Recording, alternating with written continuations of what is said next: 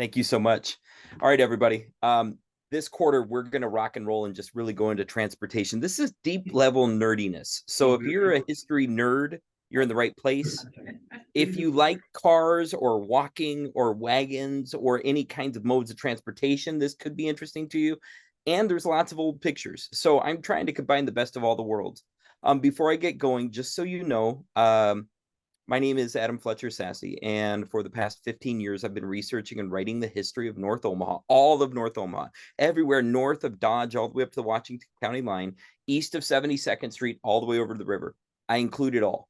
I focus on every element of the community's history that comes onto my radar. And trust me, it gets bizarre, obtuse, and random. But it's super fun for me. And this is my passion project. Other people, they plant gardens or they take care of cars or they, have long lasting friendships.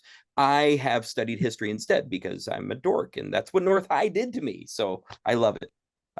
So we're just going to jump right into this milieu and see what comes of it. I'll give a couple of caveats before I get going.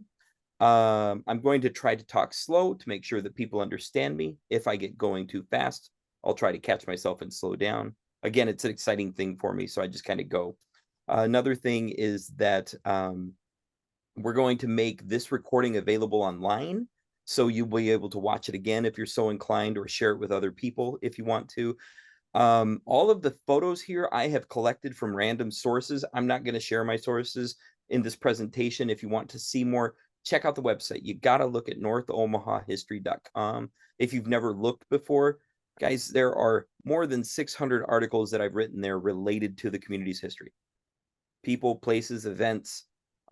However, what I'm trying to do with this presentation and with this series of presentations for Mount Olive is come up with new topics, new ways of crunching it all together, because they're countless. I mean, 600 articles in, I've covered a lot, but not all of it. But more importantly, these big themes are super interesting. So check this out.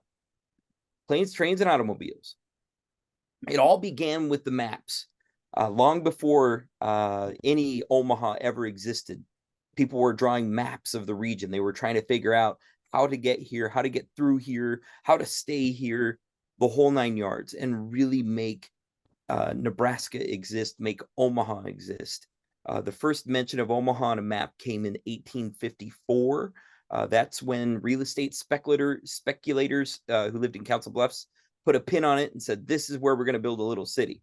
Now, you notice here on this map from 1854, the metropolis of Bellevue is much bigger than Omaha. Notice Council Bluffs City, not Council Bluffs plural, but Council Bluffs City is a tiny little dot. That's because this map was made by boosters from Bellevue, real estate people who wanted their city to grow, and they made it look huge. And to be fair, in 1854, Omaha was just a speck of dust in the Missouri River bottoms. But you can see already on this map, 1854, the very first year that the territory was open for settlement, you can see the roads are already being identified. They're already being named. And they're trying to position Omaha as being somewhere in the middle of something. This is an important place. Well, how did people get around at that point? We all know. They had horses, they walked a lot, and the wealthy had wagons and push carts. In 1854, the Florence neighborhood had already been established. Of course, we all know the story of the Mormon settlement that was called Winter Quarters. In 1846, a group of 3,000 Mormons established a camp out at Young Street and Mormon Bridge Road that they called Cutler's Park. That was in June. About 6 or 7 weeks later, after they'd cut roads, laid out housing for 3,000 people, they had a town square, they had a school, they had a fire station. They were told by the Indian agent who gave them permission to go over there when it was still the Indian territory, they were told that they were in the wrong spot. No, you need to be down by the river. So the Mormons moved winter quarters over to the river, to what we understand as Florence today. And winter quarters, again, 3,000 people that first winter, but within the next 10 years, more than 10,000 people, 10,000 Mormons came through on their way to Salt Lake City. So it was kind of a booming place itself. But here on this 1854 map, we see the truth of Florence in relationship to Omaha and Bellevue and the other settlements in the region. Oh, just a quick note. You notice that the map is oriented left to right North is on the right. You all see that. Here on the map, you can see I zoomed in and created that lighter box here to the right. Florence is just a little tiny dot. And the word ferry goes across the Missouri River right there. That's because the Mormon ferry was taking these settlers across and helping them get into town. But by 1854, winter quarters was closed and the town of Florence was just beginning. It was, again, speculators who were snatching up the land. A guy named Jim Mitchell and a bunch of his buds were getting the money together to buy it and sell it. So roads played a key to all of this, though. Transportation was central. These Mormons who came through, guys, they were pushing carts filled with their stuff. Family of 6 walking the road the entire way. And by road, I mean muddy trail, right? We all know, we have that vision of the mud and all the dust and all the stuff in the prairies and kind of the savanna-like areas that were in the Florence area, what's called the Florence Plateau. So that transportation, before the Mormons, of course, were American Indians who had been using the region and the city and all of this area for thousands of years for hunting. There were some villages that were located around the area. The hillsides along the bluffs to the east of Florence Drive, those hillsides had Native American burial sites along them, all the way to what we understand is downtown Omaha today. There was an Oto village right about Cummings Street.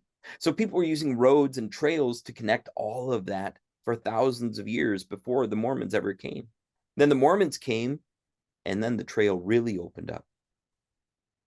All of a sudden, there were gold seekers heading out to California who needed a way through town. Lots of them went on what we understand as Military Road today. You can actually see the line cut through Omaha just to the south or the left of Omaha on this particular map. That line actually represents Military Road. Now, what we understand as Military Road is a little bit different at this point in 1854. It was originally cut in 1850. But in 1854, by then, California Street had emerged. It was called California Street because the immigrants were leaving to California to go gold hunting. Well, anyway, roads built Omaha. Omaha built roads. All these different methods for transportation, walking and running and horses, canoes and boats. I love these stories of the fur traders. You know, the first fur traders in North Omaha, 1810. Manuel Lisa was a Spanish fur trader who set up a shop just north of Dodge Park as we know it today.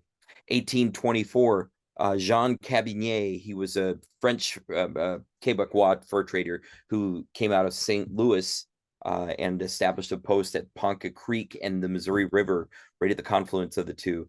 I have articles of both of those on NorthOmahaHistory.com. They use these gigantic flatboats to move their furs from North Omaha all the way down to St. Louis, where they were processed and sent over to Europe for fashion and different uses.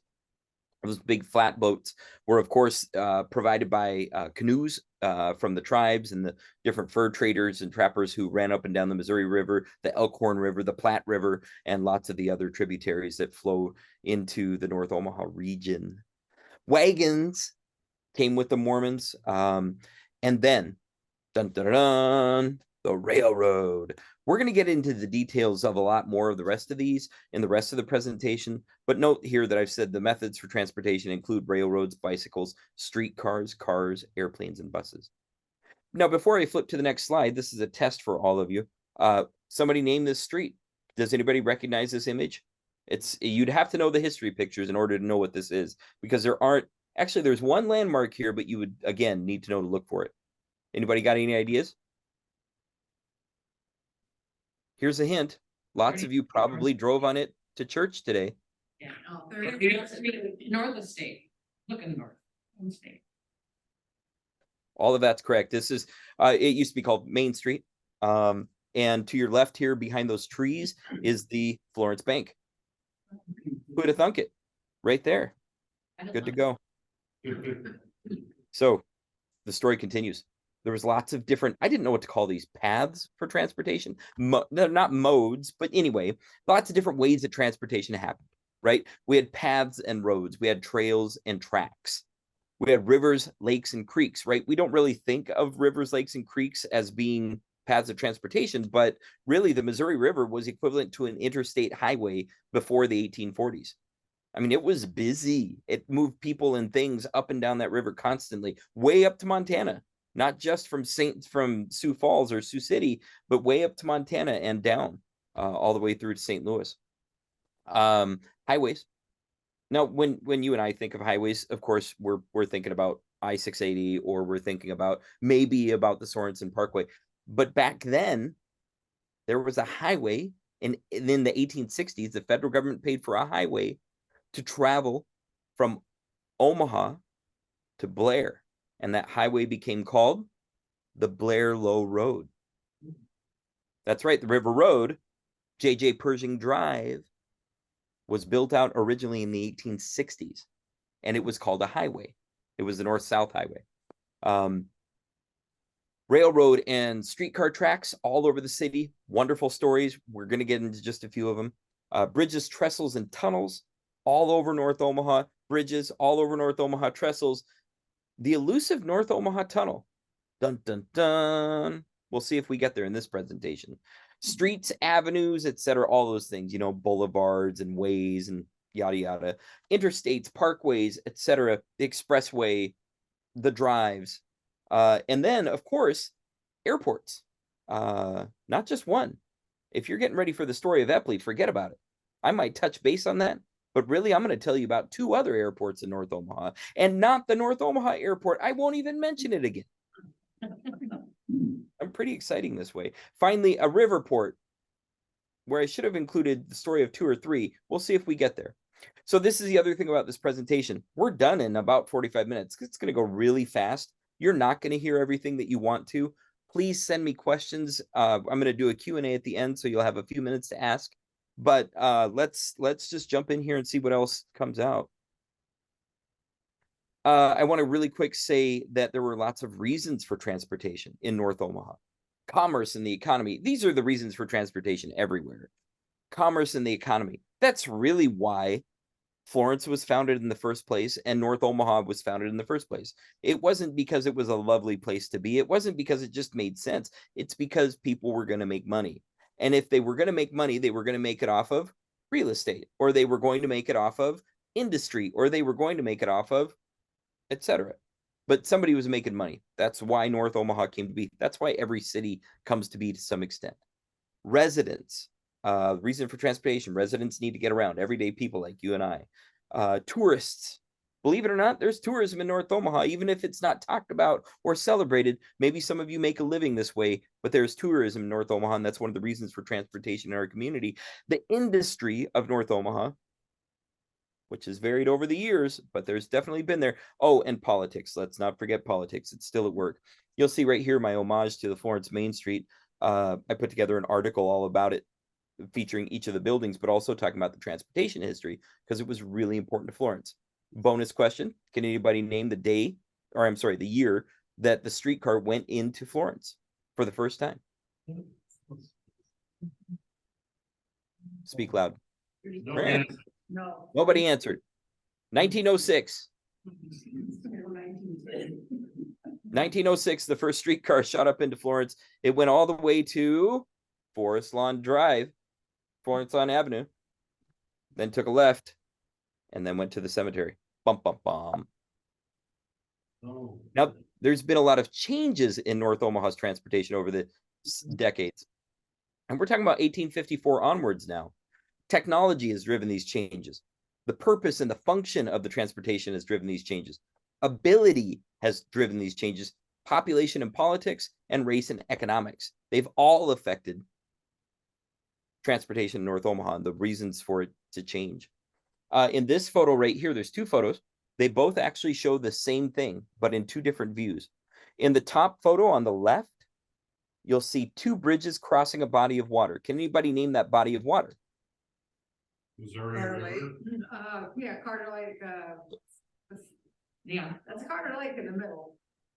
Okay, so notice that shape right there. Some people will call that an oxbow, and that is the style of lake that Carter Lake is. It's an oxbow lake.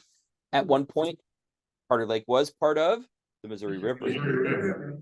So that's a correct answer on both parts. Now, that said, to the left again of that image, you can see that there's two bridges crossing Carter Lake. Now, wait a second, Adam. I go down to Carter Lake all the time. I've never seen a bridge cross Carter Lake. That's because the bottom bridge, you'll notice it right there. That is actually what we know today as Locust Street. Locust Street began as a bridge that crossed the river. That bridge existed all the way into the 1908, 1909, right in there. They replaced it. They created the causeway that was infilled with dirt, and then they infilled the rest of the lake, that south end of the lake right there, with dirt. And today there's all kinds of industry and stuff that's located on 11th Street. So you could see that formation.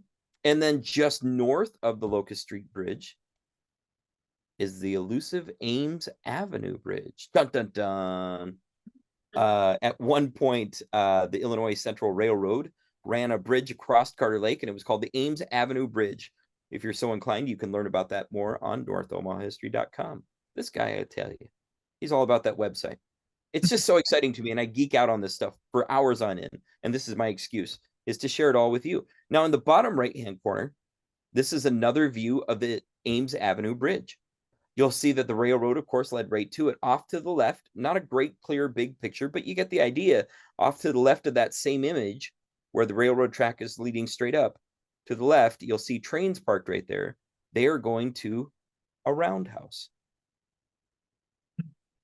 Just north of Locust, just south of Cornish Boulevard. You know, that destitute, dull, yucky area. You look at it from Google Earth now, you'll see there's a bunch of junk and stuff stored there. There's hints of a great industrial park being built there, yada, yada, yakety yak. Yeah, that's all because that land is unusable for housing and has been for a century now because there were roundhouses there for two large railroads built to serve North Omaha. More about those in a minute. Now, this is the final one of the introduction slides, I think. North Omaha transportation industry. Not only was North Omaha a hub of transportation with lots of transportation going through, but there is actually an industry, several industries that were built in North Omaha to serve transportation. There were wagon makers in North Omaha, including one of the largest wagon makers in the world that was once located in North Omaha. Railroads had big operations in North Omaha. Automobiles were manufactured in North Omaha, no joke. Bicycles. Now, if you came for the mention of the velodrome, I'm going to disappoint you. I forgot to put that slide in, but I'll talk about bicycles because it's entertaining. Dirigibles and hot air balloons. And finally, airplanes. All of these industries, these transportation industries, were located in North Omaha at some point. Now, notice this image here to your left. I gave a hint about it a minute ago, but now it's the real deal. This is the North Omaha roundhouses. They were once located north of Locust Street. So Locust Street is approximately the bottom of this photo. You can see that round area in between the lake. The lake is that big finger on the right. And then to the left, you can see the old railroad silos that were there at 16th Street and Commercial. You see that rounded area in the dirt? That's an old rail track. And that is a roundhouse right in the middle of it. And then just north of that, above that, you'll see another roundhouse. These were when the roundhouses were being dismantled. The last one was owned by the Missouri Pacific Railroad. The first one was owned by the Omaha Road and operated for decades. Right there, north of Locust. Yeah, so the transportation industry was hot. But how did it all start? How did it all get going? I'm going to backtrack just a little bit because this is one of my favorite places in North Omaha history. That's right. When you're a big nerd, you have favorite places from history that aren't even existent anymore. The Omaha Driving Park. The Omaha Driving Park was located between Sprague and Ames, east of North 16th. It's going to get better. I've got a couple more photos for you to knock your socks off. But you get this image, this map begins to show us, holy crow, this is a big facility. It lasted from 1860 to 1905. There were horse races, buggy races, foot races, special events, sporting events. In my graphic, you can see it was also called the Douglas County Fairgrounds. It was also called the Nebraska State Fairgrounds Saratoga Track, and it was the Trans-Mississippi Exposition Riding Grounds. All of this right at 24th and Ames to the southeast. This right here is the Omaha Driving Park in the 1880s. Those were real buildings. They weren't the staff buildings from the Trans-Mississippi Expo. Gigantic facilities that were meant for partying and good times and to take care of your horses. Oh, wait, Adam, what is this? It says Wild West Show. That's right. Buffalo Bill's Great Omaha Wild West Show was first premiered in North Omaha at the Omaha Driving Park in 1876. Oh, big stuff, right? I do sound effects too. This guy's all over the place. But it's exciting for me to think that all of this happened in that neighborhood. When I was growing up at 27th and Ellison, man, we thought that 24th and Ames was like falling apart and terrible. Now you go to 24th and Ames, and there's no buildings left on any of the four corners. Now, that's another sad story for a different day and a presentation that may be forthcoming, but all the same, to think that that was there at one time. Railroads used to be all over North Omaha. Now, I don't really have a transition between the last slide and this slide, except to say that they were in Saratoga too. The railroads were all over North Omaha, starting in 1864 when the Union Pacific rode their rail north from downtown up to what we understand as Levi Carter Park today. That's right. The Union Pacific ran a railroad around Carter Lake. There was an old sheep processing facility on the north side of Carter Lake that's way gone now, but back in the day, the rail line ran right to it, and they got enough traffic to run that railroad line for several years. There were 12, count them, not 10, not 11, but 12 depots all throughout North Omaha. I'm going to mention them specifically in a few minutes. There were 6 different rail lines in North Omaha. The Beltline Railway was an entirely separate entity for a hot minute, built just to serve North Omaha and bring North Omahans to other parts of the city, as well as throughout North Omaha. And there were a lot of industries that were relying on railroads themselves. Planes, trains, and automobiles, folks, here we are, right into the thick of it. Now, I'm not going to read every one of these because this is a lot. But there was all kinds of infrastructure in North Omaha built just for the railroads. You'll see the most popular word on this slide is demolished. Let me give you a hint. The North Yards was the biggest railroad infrastructure in the state of Nebraska for more than 50 years. It spanned out of the UP shops that were downtown in the north downtown area at about 7th and Cumming. And it spanned north all the way up to Locust. It was huge. If you ever saw it, you know exactly what I'm talking about. Its heyday was the 1940s, during and right after the war. There was a freight depot that was at 14th and Webster. There was a train station. North Omaha had its own train station. Oh, sure, you know about the Burlington and you know about the Union Station, but North Omaha had its own train station at 15th and Webster called the Webster Street Station. There's an article about it on NorthOmahaHistory.com. Go check it out. Learn more. There were 2 different places called Briggs, the Briggs Depot and the Briggs Station, that might still be standing today, but in a different spot. There was a depot at 32nd and Grand. There was another station on North 60th Street for a little town called DeBolt. I mentioned the roundhouses, but I haven't mentioned the Illinois Central Bridge. Well, we're going to get to that in a minute. Anyway, you can see the rest of these. Your favorite trestle is probably on this slide because we all love to look at those trestles and still watch the ones on the north end of Minnelusa not, you know, do well for those poor trucks. Now, North Omaha, fascinating, fun, all of the things. But one of the things that we always neglect to talk about when we talk about the city of Omaha is this old place that used to exist called East Omaha. The media gets it all wrong. The news, they don't know what they're talking about. They'll talk about East Omaha as anything east of 90th Street. Get out of here. We all know what East Omaha is. It might be that invisible line at the bottom of the bluffs just to the east of Florence Boulevard. It might be that invisible line on North 16th Street, or maybe you even know about the former town of East Omaha, marked here on this map. The town of East Omaha that used to be where the airport is today. East Omaha was a company town for a little while. Around 1890, a major railroad called the Illinois Central came into East Omaha. They built out and ran 4 different lines, rail lines that came through East Omaha. There were 3 different bridges serving East Omaha. There were 2 roundhouses in East Omaha. There was a factory district in East Omaha. But first, let's look at this bridge. 1890, Illinois Central Railroad. Actually, there was an earlier predecessor railroad that built it. Illinois Central got a hold of it later.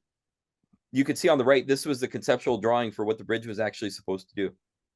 Look at this, folks. There are 6 tracks involved in this bridge schematic.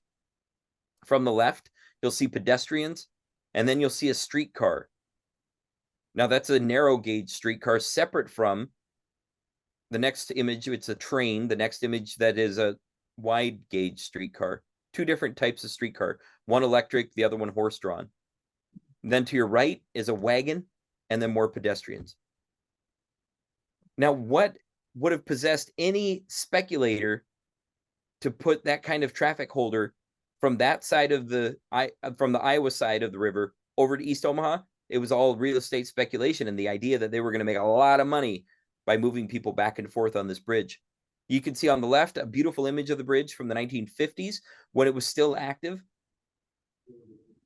But I'm not going to show you what it looks like today. It's abhorrent. It's terrible. It's still standing, but it's not in good shape. Say it again. It's still standing. I vote underneath it. There we go. Good. I need a good picture of it. So if you ever get a chance, get one and send it over to me. But one of the things that excites me about that bridge is the traffic that it brought to East Omaha. You'll see in the image here in the upper right-hand corner, those just looks like lines. They were lines on a map, and this was an actual map of actual places that existed. The bridge traversed across the river. That's what that dash is, across the lined over river. That's the Missouri River in the upper right-hand corner. And then you can see the railroad tracks there. Those railroad tracks had feeders that went into the East Omaha Factory District. The East Omaha Factory District included the Omaha Alfalfa Milling Company. It included the Carter White Lead Paint Company, pictured on the bottom left-hand corner.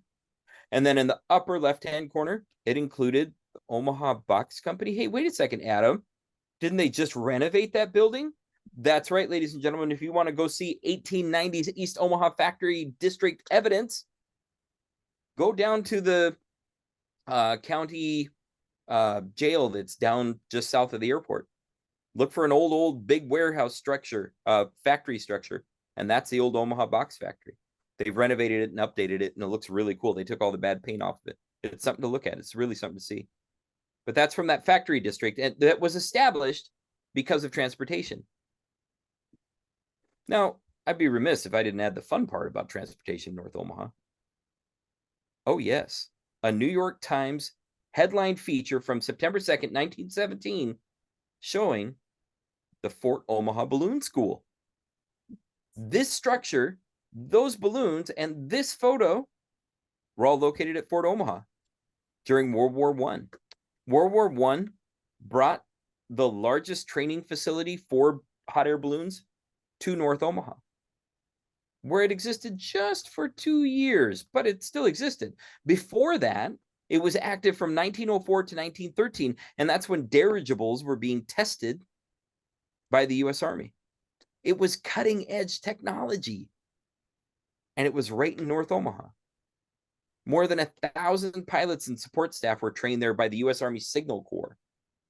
The Florence Field was annexed by the fort during World War I as training grounds, and that's actually what you're seeing in this photo right here. Those lines of white tops that are at the bottom end of the photo, that all extends along Fontenelle Boulevard.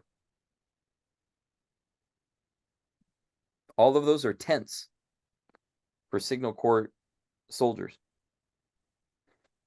You can see a couple other neat features. But yeah, it's to me, it's kind of a magnificent photo just to understand where everything is and what it's doing.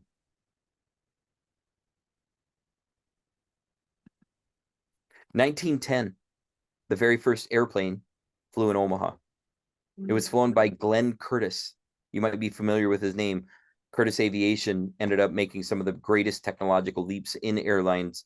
But Glenn Curtiss came to Omaha in 1910 to promote the idea of airplanes as passenger transportation, to demonstrate how safe they were and that there is a possibility that they would replace wagons and trains for long distance travel in America in 1910.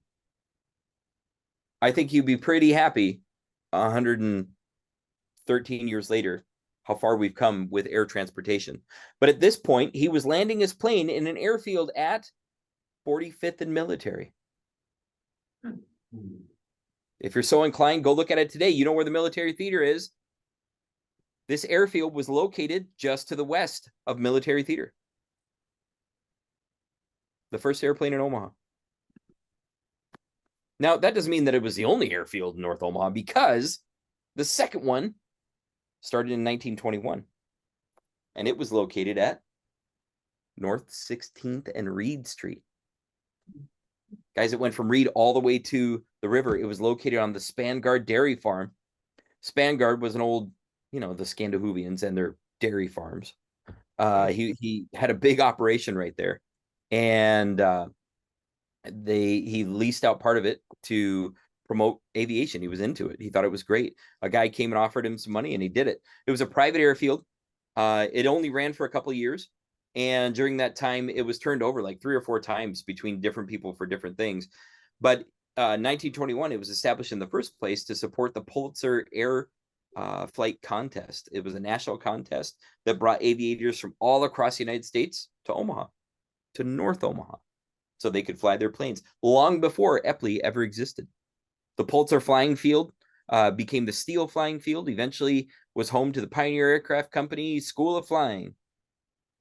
If you're interested in learning more about that, you know where to catch that article, NorthOmahaHistory.com. But I'd be remiss not to mention this little joint. Anybody recognize the Omaha Legion Airport? Anybody? Bueller? Check this out. Opened in 1925, it was opened as the American Legion Airport. It was renamed the Omaha Municipal Airfield in 1934 and renamed Eppley Airfield in 1960. Now I'm going to go back because I want you to see that cool picture. This is 1934. This was the first terminal at Eppley.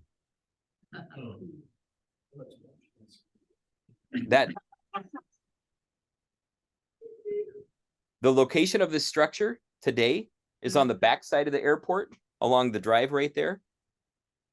There's a new building that's in its place, but this was what the original one looked like. 1934. In 1960, Omaha's hotel magnate, Eugene Eppley, donated $1 million to the city to fix up the airport. So they built a new structure. And this is what our airport is today. The same building is what it started as. If you check out my website, under the history of Eppley Airfield, you'll see an extensive photo mosaic of a lot of different forms that the airport's taken over the years. It started as a chunk of a park. Oh, that's right, ladies and gentlemen. You see, the town of East Omaha was located right there where the airport is. The city bought 200 acres to extend Levi Carter Park to the east in the 1910s. In the 1920s, they designated it as part of a new thing that was becoming all the fad, where people were landing right into that park. In 1925, they named it the American Legion Airport because the American Legion raised the money to build the first hangar. So all of it started coming together. All of that flight history started coming together. But North Omaha wasn't all about airplanes. It wasn't all about railroads, and it wasn't all about the Wild West. North Omaha was on the cutting edge of technology at the turn of the century. You see, it had an old wagon maker, the Stroud Company. You could see their one of their wagons here to the right side of this graphic. The Stroud Company built road grading machines before anybody else in the world ever did. They claim to have built more than 10,000 units in North Omaha between 1895 and 1932. They shipped all the way to China from North Omaha. They shipped to France, and they shipped all across the United States. Their main product was called the Stroud Little Red Wagon. They took one of those wagons and they painted it all red. They sent them across the country to grade and put gravel onto new roadbeds. And they were the cutting edge technology for their time. Amazing stuff. They did not put in engines, though, and their time was up in the Great Depression. Now, that world famous company, their factory was located right at 20th and Ames, also called Florence Boulevard. You're familiar with where the old, now I'm going to slip on the name, the monument maker, oh, Bloom, J.F. Bloom and Company. You're familiar with where their old building is, the display building right at Florence Boulevard and Ames. That's where Stroud was originally located, that entire chunk of land that's right there, where the Omaha Driving Park was. Stroud bought the corner of the Omaha Driving Park to build up his factory. And he did not have a small operation. He had a pretty big one. The Douglas Truck Company was started in North Omaha. It began as a car company downtown, but they moved up to North 30th and just south of Ames in 1918. And they ran their factory there for 14 years or so. Omaha Car, a car named after the city of Omaha itself, started getting built in the Stroud factory by a separate company in 1913. It didn't work, though. But then this other little company, you remember old Henry, old Hank. He actually didn't like to be called Hank. He always wanted to be. He built a factory at 16th and Cumming in what we know today as the Tip Top Apartments. You might have known them as, or known the building as Tip Top Factory, or any of the other things that it has ever been, but it started as Omaha's Ford truck manufacturing facility. In 1916, it was built. So you can see that North Omaha has a deep investment in its historical auto department. That's back when cars weren't consolidated. You know, there were lots of brands, there were lots of things happening everywhere. But it's cool to see that all this happened. Now, one of the things that I didn't cover in putting together this slideshow were all of the ancillary manufacturers that were surrounding cars. In the bottom picture right here, you can see what looks like a school bus. That school bus was actually put onto a Ford truck bed by what was called the Badger Auto Body Company. Badger was located across the street from the Ford production facility, and they modified the Ford trucks. Badger still exists today and is located in South Omaha now. But they started in North Omaha. So was the Overland Rubber Company. They had a huge factory that was located at North 30th and Taylor. And that factory ran for a couple dozen years where they built tires. They made tires that served Omaha and Nebraska and Iowa, and they sold them all throughout the Midwest and into the mountain states. But that's another ancillary company. Exide Battery, there's lots of these that were all serving the auto industry. But so was this little joint. Check this out. From 1910 to 1917, the Omaha Auto Speedway was located in Carter Lake, north of Locust, over by Avenue B, I believe. I have the exact location in my article on my website, NorthOmahaHistory.com. You can look it up and find out the details. But they had national races and big name racers coming to Omaha for races in 1910. That's transportation for you. How did you get there, Adam? Well, we talked a little bit about Locust and how it evolved over the years, but I would be sad not to mention the legacy of the Locust Street Viaduct. Anybody remember? Yeah, that good old rickety old thing.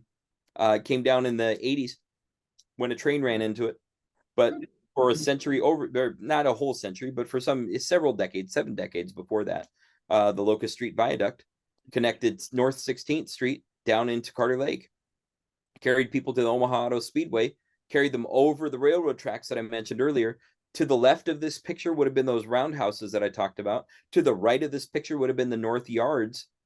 So you can see the way that all these transportation elements, the planes, trains, and automobiles begin to connect together, because how do people get out to the airport, to the American Legion Airfield They took Locust Street.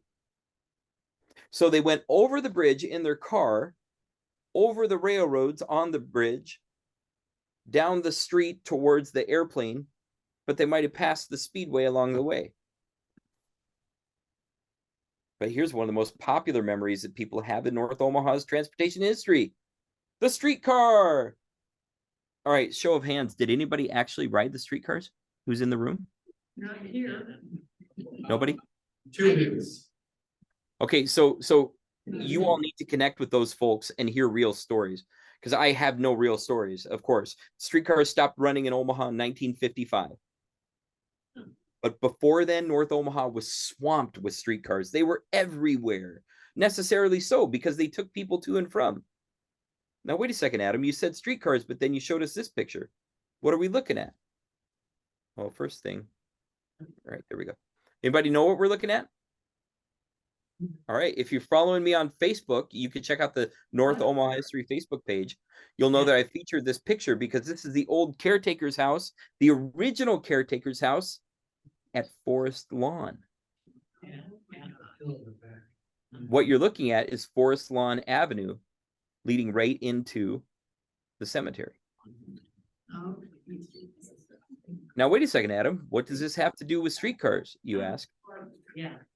Well, you'll see that when the new caretaker house was built, pictured in the middle, it was built in the 1910 or 14, somewhere in there. We don't have the exact date down pat. There's no way to find out now because they tore that sucker down the other month. Yeah. Yeah. But you'll notice to the right, nice paved road going in. That's Forest Lawn again. But wait, Adam, what's to the left of this house? Tracks. Streetcar tracks, because the streetcar ran right into the cemetery. Streetcars went everywhere, I tell you. So it's just it's a cool, fun thing. And you can actually go see today. These posts still stand at that entrance, which they've closed off, but apparently pedestrians can walk in. You guys probably know better than I can imagine. But those posts still stand today. You can still see the posts and some old bed where the streetcar went in. Pretty cool stuff. Now, I don't know if I've mentioned the intersection of 24th and Ames. Actually, I did. I'm joking. It was built on streetcars. Now, this kind of looks like a grimy picture, but it shows life at this intersection. The Johnson Hardware Company was on the northwest corner next to the very first Maxi Walker Cleaners. There's lots more that's going on at this intersection that you can't see in this picture, and I'm going to show you one of the greatest features in just a minute. But first, I want to show you this photo. Can anybody name this intersection? 24th Street? And Ames? No. not Ames. This is Ames back here. Whoops. This is 24th and Ames, looking west on Ames. I didn't say that. So this is 24th and Lake, looking west on Lake.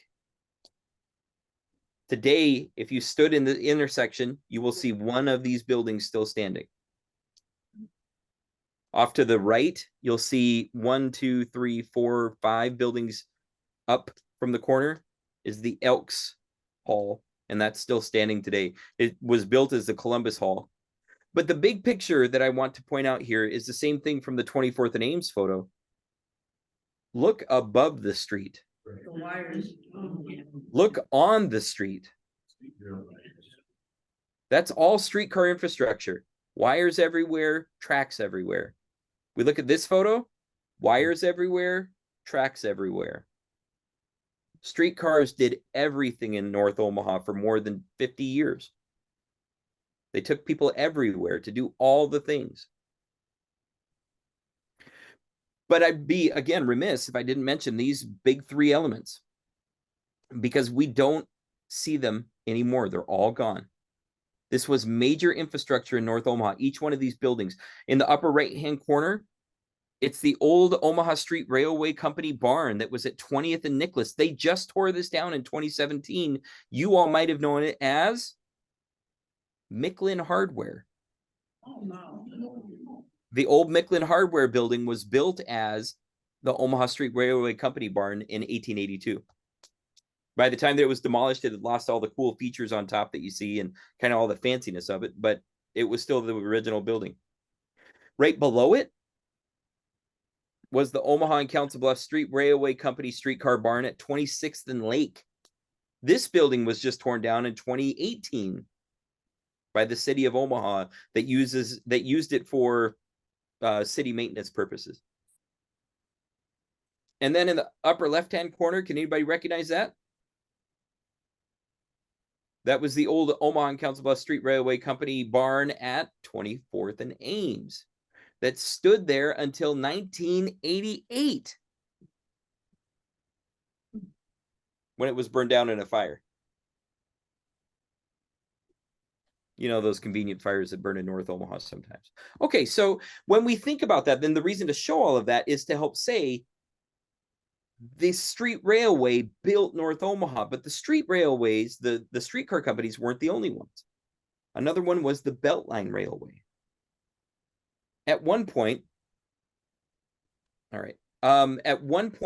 North Omaha had a whole railway devoted just to moving people around the community, and it was called the Beltline Railway. There was a lot of infrastructure built for it.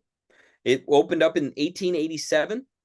And it closed down for traffic in the 1980s. All right, pedestrian traffic only lasted 15 years, 1887, right through the turn of the century. But during that time, trestles, trestle,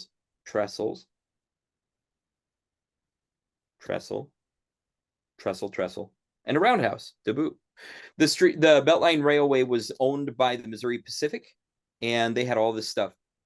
Quick note that Ernie Chambers and his daughter are working to get the Saratoga Beltline Historic District going, located approximately around 24th and Ames, because that was a hotbed of industry around the Beltline Railway.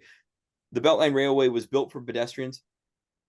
In the 1890s, the Missouri Pacific started using it for light industry, and that light industry ended up filling in the region between North 16th Street and North 30th with light industry buildings, factories, 2- and 3-story factories, that were making all kinds of things. There were laundry companies and the car company and the wagon company. That wagon company, Stroud Wagons, they relied on the Beltline to move their product down to downtown Omaha and then around the world. So all kinds of industries grew up right there. And it was a really dynamic, big, useful thing.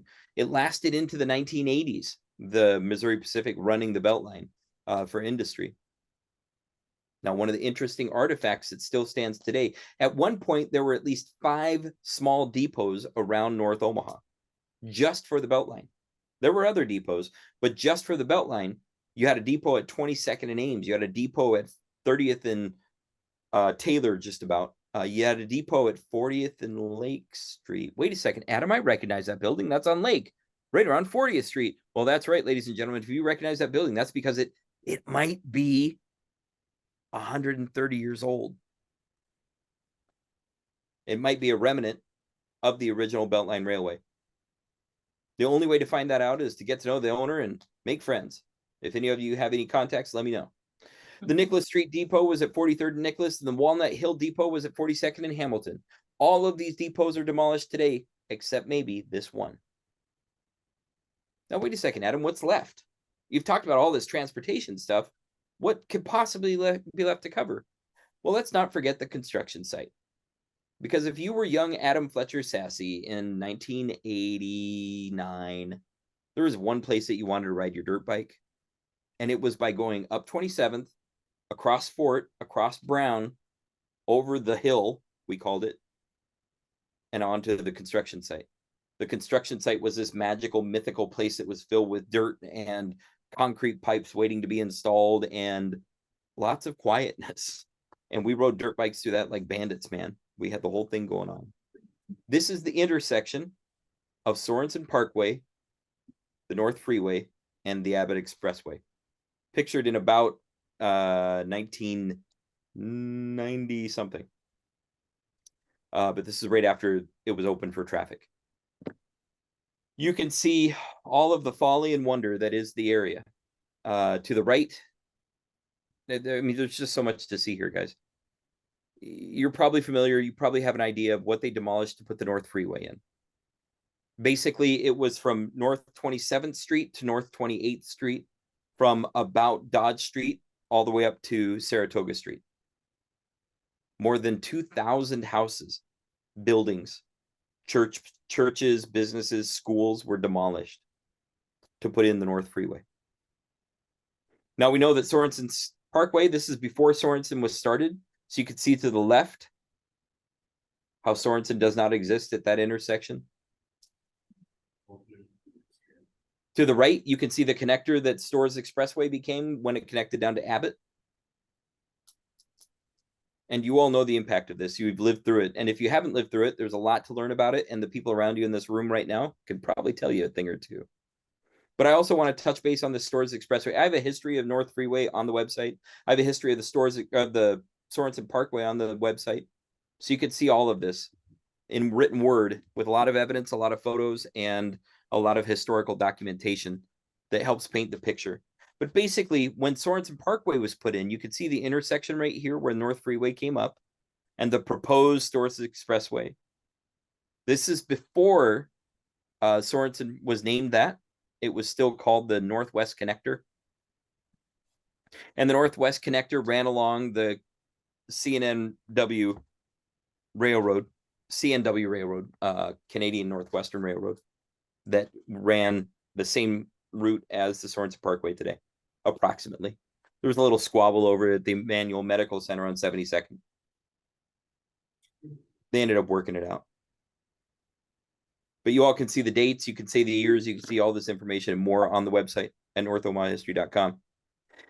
You can also find my books, North Omaha History Volumes 1, 2, and 3, as well as Drawing North Omaha History, a book of vignettes that I've created, all about the community's history.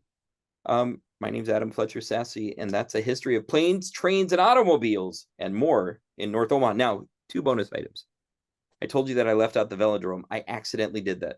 I have an article on the website about the velodrome that used to be near North 18th and Charles Street in North Omaha. First, bonus question. Does anybody know what a velodrome is? Wood Speedway. Velodrome, VELODROME. No. Velodrome was a bicycle speedway. It was a bicycle track that was made in an oval. They were usually a half mile to a mile long. And they were made out of planks of wood, just like a high school gymnasium. They were built at a slant. So these bicycle riders started at a slant. They rode at a slant the entire way, all the way around the corners and back again in an oval. And the whole point was high-speed bicycle races. This thing lasted for about a decade at 18th and Charles Street in the old near North Omaha. There were so many splinters. The stories of this velodrome are harrowing. These riders would get going 40, 50 miles an hour off their leg juice on those old tiny bikes. Guys, when they bid it, planks of wood. Horrific. But now you know a piece of North Omaha history that very few people do. And I'm not sure who cares, but it's still interesting to me. Velodrome at 18th and Charles. The other thing that I think that is worth mentioning in all of this talk of transportation is the future, which I don't get into too often. But has anybody heard about the new bridge? Yes. Uh-oh. Wah, wah. Connecting North 16th Street across the Missouri River up to I-680. This is the future of North Omaha transportation, because it could hypothetically get Traffic on 30th. So there's lots of ways that this thing could go, but it could get the traffic off of North 30th for better or worse. But if it comes, it's going to come quick and fast, and they'll get it done, and we'll find out real soon. That's funny. That's all I got. Does anybody have any questions that I can answer? Comments, concerns, considerations, ideas? Why did the land underneath the roundhouses, why can't they build houses on it? Yeah, I didn't really explain that well. And I wish I had. I have so many pictures on the website of it, but the long story short on it is that it's toxicified to a major extent. If you can imagine more than 50 years of trains getting work done in that area. That was the time when you took your oil and just dumped it to the side. These guys were not taking pints of oil or gallons. They were taking huge vats of oil and just dumping them into the ground. And isn't it a dump site now that they use for trees and things? Not a coincidence. All of that is rat land for a reason.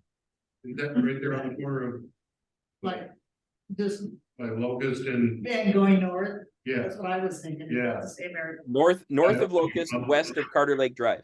Right. yeah, yeah. That's unless the city wanted it, like the UP yards, then they cleaned it up pretty fast and it's taken care of. Now, don't forget that fancy federal money that was involved in all that. There's no federal money. But I'll tell you the sad part about this history right here is that area right here that we're looking at in this aerial photo was actually a different town in North Omaha. It was called Sulphur Springs. And in 1857, Sulphur Springs was started by speculators who built a dock right there to unload Missouri River steamboats. 1877, the big flood came, wiped out the Missouri River from this and turned it into the Oxbow Lake. And that whole town just evaporated. It was largely gone by then anyway. It didn't work. The idea didn't work. But all of the history of that little area right there is very intentionally wiped out. Because to think of the Wild West in North Omaha, boom, here it is. This is it. There were warehouses, there were bars, there was a couple of blacksmiths and a dirty hotel. And those men did work back then in Sulphur Springs. Huh. Adam, could you say a few words about the boulevard system?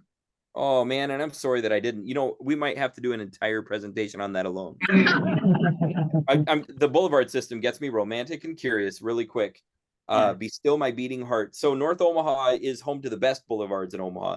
But at one point, Omaha was determined to have a traffic system that would move citizens quickly throughout the city, residents quickly throughout the city. They developed this parks and boulevard system in 1892 by a man named Horace Cleveland. Horace Cleveland was a nationally known landscape architect who said, Omaha, you don't just have to settle for beautiful parks. Although let's put one there and call it Miller Park. And let's put one there and call it Fontenelle Park. Let's connect them with a beautiful stream of roadways where where drivers can drive, wagon drivers can drive, 1892, and they can enjoy the beautiful views without going over streetcar tracks. They can enjoy beautiful views without seeing houses packed all over the place. And so they made this boulevard system that wove all the way around North Omaha. And if you look at a map, you can still see the winding and weaving is still there. Imagine taking your wagon from downtown Omaha on North 20th Street, starting on North 19th and then jogging over to North 20th, which eventually became called Florence Boulevard, going north of Ames all the way up to, let's turn left on Reddick. Well, but wait, don't forget, Florence Boulevard jogs into Miller Park, right about the middle, because at one point you could go across Miller Park, connect up to Minnelusa Boulevard, go up to Fontenelle, go up to Weber and then to Fontenelle, take Fontenelle all the way down to Military, take Military to Bemis Park, go through, you know, Lafayette Avenue, something beautiful, connect to Lincoln Boulevard. At one point, you could take Lincoln Boulevard downtown and connect back to North 19th Street. Sounds like a Sunday drive. It was a beautiful Sunday. And honestly, I'm a nerd. I still like that drive. But the fun part is, if you were a determined resident of Omaha, if you thought bigger than North Omaha, and apparently some people do, you could go to South Omaha and include that in your loop. Go all the way down to exotic Mandan Park and all points south. Whatever they are, I don't even know. But the point is, that boulevard system, it was it's easy to think of the boulevard system was actually a predecessor to the interstate.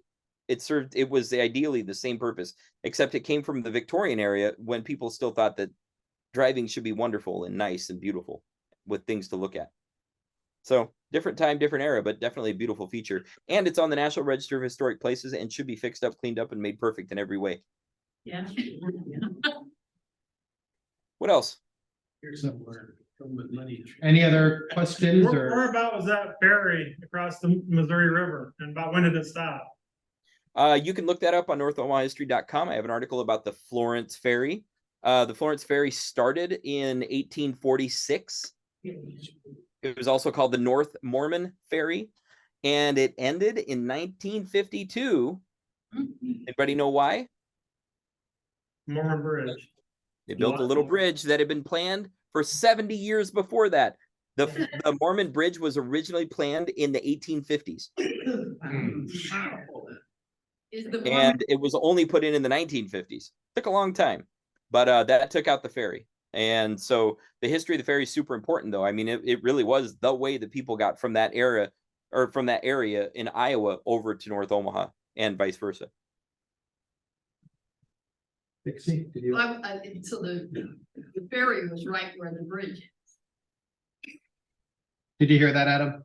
Yep. It was definitely right where the bridge is, and it ran on a cable. If you can imagine, originally it ran on a rope.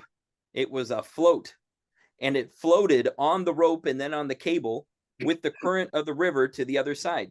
There was no engine involved for like 70 years of the thing running. And then they stuck an engine on it and they would run it against the tide. So It was not easy going. river transportation and everything like that. When did the Corps of Engineers narrow the Missouri River significantly? Yeah, the Corps really began their manipulations as early as the 1920s and 30s.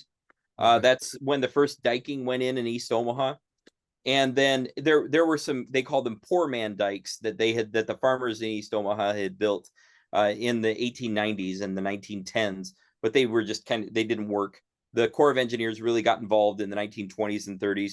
They drained a lake that was in East Omaha called the Florence Lake. And they took the drainage from that lake and they moved it into Carter Lake. And then they closed off all water flow from the north end of East Omaha right there, all along J.J. Pershing Drive. They closed all that off so that the river's natural desire is to cut East Omaha and turn East Omaha into an island. But with the Corps of Engineers, they really determined that this is the flow that they're going to maintain from now on. And that's still where we are 100 years later because of their work. Anybody else? Anything else? Thank you all so much. Also, if you all are interested, just follow North Omaha History on the Facebook or the Instagram. And I put stuff out there all the time. I have a newsletter that's on the website, so you can join that and get details about all the presentations there too. So one way or the other, I will see you all in one more quarter.